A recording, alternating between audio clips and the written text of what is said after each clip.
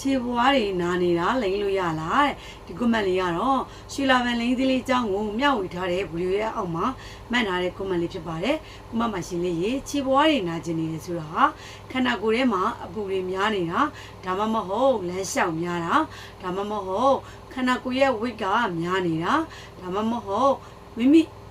စီးနေတဲ့ဖက်နှက်ကမာနေတာကြောင့်လည်းခံစားရပါတယ်လူမျိုးခြေဝါးရည်နာကျင်နေရဆိုလို့ရှိရင်တော့ကျမတို့ရဲ့ကျန်းမာရေးထုတ်ကုန်ဖြစ်တဲ့ရွှေစားလေးနဲ့နေ့စဉ်မကြိုးခင်မှာခြေဝါးကိုတခြားကြောပုတ်ပြီးတော့ခန္ဓာကိုယ်ထဲမှာရှိတဲ့သွေးကြောလေကြောတွေကိုဖွင့်ထုတ်ပြီးမယ်ညအိပ်ရမဝင်ခင်မှာရွှေစားလေးနဲ့15မိနစ်ခြေစိမ်ပြီးမယ်နိုင်ဝက်လောက်နေတဲ့ခါမှာတော့ရွှေလာဗန်လိမ့်စည်းလေးကိုတခြားကြောလှုပ်ပြီးတော့အသားရဲ့စိတ်ဝင်အောင်လိမ့်ပေးမယ်ရွှေလာဗန်လိမ့်စည်းလေးရဆိုလို့ရှိရင်မုံညင်းစီတန်လွန်စီတွေနဲ့ရောဆက်ပြီးတော့ထုတ်လုပ်ထားတာဖြစ်တဲ့အတွက်ခြေဝါးကိုလည်းလိမ့်လို့ရပါတယ်ရှင်